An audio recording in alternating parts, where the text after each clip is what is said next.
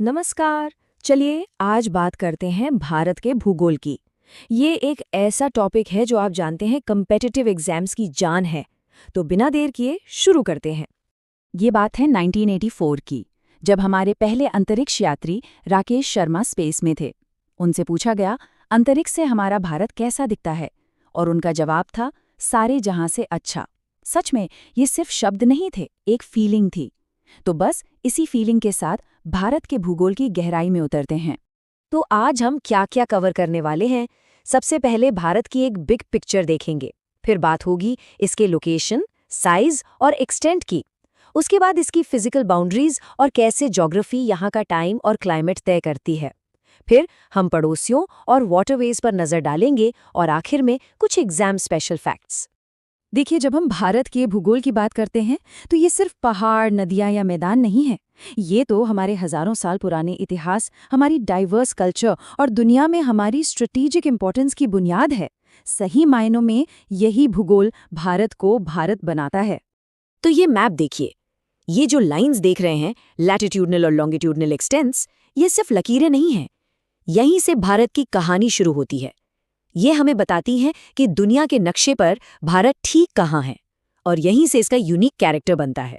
Okay, तो सबसे पहले भारत को ग्लोब पर पिन पॉइंट करते हैं। इसका एग्जैक्ट लोकेशन, साइज, ये सब समझना पहला और सबसे ज़रूरी स्टेप है।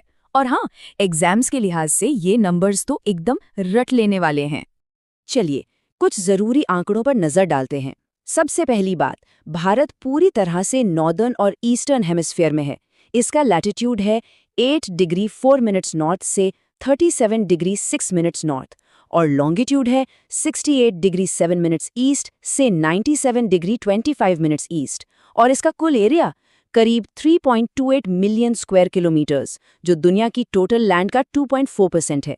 ये नंबर सीधे सीधे पूछे जाते हैं, तो इन्हें याद रखना बहुत जरूरी है। और ये फैक्ट तो हम सबको पता ही है कि एरिया के हिसाब से भारत दुनिया का 7वां सबसे बड़ा देश है। पर बाकी जो 6 बड़े देश हैं, उनके मुकाबले हम कहाँ हैं? मतलब कितना बड़ा या छोटा? ये चार्ट इस सवाल का बढ़िया जवाब देता है। देखिए, रशिया जो नंबर 1 पर है, वो 17 मिलियन स्क्वायर किलोमीटर से भी ज्यादा है, और उसके सामने भारत 3.28 मिलियन पर है। इससे हमें एक क्लियर पिक्चर मिलती है कि दुनिया के जायंट्स के बीच हमारा स्केल क्या है। अच्छा, एक और बड़ी मजेदार बात है। भारत का नॉर्थ साउथ एक्सटेंट यानी उत्तर से दक्षिण की लंबाई है 3214 किलोमीटर्स, और ईस्ट वेस्ट यानी पूर्व से पश्चिम की चौड़ाई है 2933 किलोमीटर्स। मतलब फर्क सिर्फ 281 किलोमीटर्स का है। ये इतना करीब है कि भारत का नक्शा लगभग एक स्क्वायर जैसा, मतलब क्वाड्रिलैटरल शेप का लगता है। चलिए अब बात करते हैं भारत की नेचुरल बाउंड्रीज की। हमारी ज्योग्राफी ही हमें ऐसी जबरदस्त सीमाएं देती है जो इसे बाकी एशिया से बिल्कुल अलग बनाती हैं और एक तरह से सुरक्षा भी देती हैं। नंबर्स देखें तो हमारी लैंड बाउंड्री है करीब 15,200 किलोमीटर्स, और हमारी कोस्टलाइन आइलैंड्स को मिलाकर लगभग 7,517 किलोमीटर्स की है। उत्तर में हिमालय एक दीवार की तरह खड़ा है, पश्चिम में थार रेगिस्तान और अरब सागर, पूर्व में बंगाल की खाड़ी और दक्षिण में हिंद महासागर। और ये जो लंबी कोस्टलाइन है ना, ये सदियों से हमारे ट्रेड, कल्चर और स्ट्रेटेजिक पावर का सेंटर रही है। तो भारत का जो इतना बड़ा लॉन्जिट्यूडनल और लैटिट्यूडनल स्प्रेड है, वो सिर्फ मैप पर दिखने वाले नंबर्स नहीं हैं। इसका हमारी डेली लाइफ पर, हमारे टाइम पर, हमारे क्लाइमेट पर बहुत गहरा असर पड़ता है।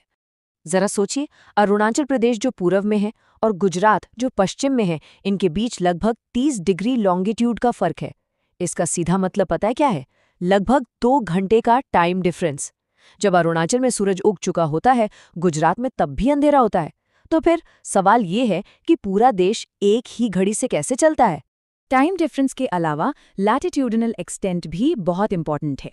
ये जो लाइन देख रहे हैं, ये है ट्रॉपिक ऑफ कैंसर यानी कर्क रेखा, 23 डिग्री 30 नॉर्थ पर। ये भारत को लगभग 2 बराबर हिस्सों में बांट देती है। नीचे वाला हिस्सा ट्रॉपिकल जोन और ऊपर वाला सब ट्रॉपिकल जोन। और भारत के क्लाइमेट में जो इतनी वैरायटी है, उसकी एक बड़ी वजह यही रेखा है। और हाँ, एग्जाम के लिए ये 8 राज्य जहां से ये गुजरती हैं, एकदम याद कर लीजिए। गुजरात, राजस्थान, MP, छत्तीसगढ़, झारखंड, वेस्ट बंगाल, त्रिपुरा और मिजोरम। ओके, अब जरा भारत के पड़ोस में झांकते हैं। हमारी जो ज्योग्राफिकल लोकेशन है वो हमें साउथ एशिया में एक बहुत ही सेंट्रल पोजीशन देती है। जमीन और समंदर दोनों से ही हमारे कई पड़ोसी हैं। इतने सारे पड़ोसी देश और किसके साथ कितनी लंबी बॉर्डर है, ये सीक्वेंस में याद रखना थोड़ा ट्रिकी हो सकता है ना, लेकिन इसके लिए एक बहुत ही पॉपुलर और मज़ेदार निमोनिक है, बचपन MBA। ये आपको बॉर्डर लेंथ के डिसेंडिंग ऑर्डर में देशों के नाम याद कराता है। ब से बांग्लादेश, च से चीन, प से पाकिस्तान, न से नेपाल, और फिर MBA मतलब म्यांमार, भूटान और अफगानिस्तान। सिंपल। ज्योग्राफी में टर्मिनोलॉजीज मतलब सही परिभाषाएं बहुत जरूरी होती हैं। तो सबसे पहले बे क्या है? इसे खाड़ी भी कहते हैं। ये समंदर का एक चौड़ा हिस्सा होता है जहां जमीन अंदर की तरफ मुड़ी हुई होती है, और ये गल्फ से बड़ी होती है। इसका मुंह भी ज्यादा चौड़ा होता है। और जब बे की बात हो तो बे ऑफ बंगाल को कैसे भूल सकते हैं? ये कोई आम बे नहीं है, ये दुनिया की सबसे बड़ी बे है। इसकी सीमाएं भारत, बांग्लादेश, म्यांमार कई देशों से मिलती हैं। ठीक है, तो बे तो समझ आ गया। अब दो और मिलते जुलते शब्द हैं, गल्फ और स्ट्रेट। गल्फ जो है वो जमीन से ज्यादा घिरा होता है और उसका मुंह काफी संकरा मतलब नैरो होता है। वहीं स्ट्रेट, जिसे जल डमरू मध्य कहते हैं, पानी का एक पतला सा रास्ता होता है जो दो बड़े वाटर बॉडीज को जोड़ता है। इन दोनों का फर्क समझना क्रूशल है। और भारत के पास इन दोनों के परफेक्ट एग्जाम्पल्स हैं। गुजरात में गल्फ ऑफ कच्छ, ये गल्फ का क्लासिक उदाहरण है। और यहाँ देखिए भारत और श्रीलंका के बीच पार्क स्ट्रेट, जो बे ऑफ बंगाल को गल्फ ऑफ मन्नार से जोड़ता है। ये एग्जाम्पल्स इन डेफिनेशंस को क्रिस्टल क्लियर कर देते हैं। ऑलराइट, अब समय है एक क्विक रैपिड फायर राउंड का। हम कुछ ऐसे फैक्ट्स देखने वाले हैं जो सीधे सीधे सिविल सर्विस एग्जाम्स में पूछे जा चुके हैं। इससे आपको अंदाजा लगेगा कि जो हम पढ़ रहे हैं वो कितना रेलेवेंट है। शुरू करते हैं CSE 2020 से। सवाल था सियाचिन ग्लेशियर को लेकर कि वो नुब्रा वैली के नॉर्थ में है। ये सीधा सीधा हमारे हिमालयन ज्योग्राफी से जुड़ा है।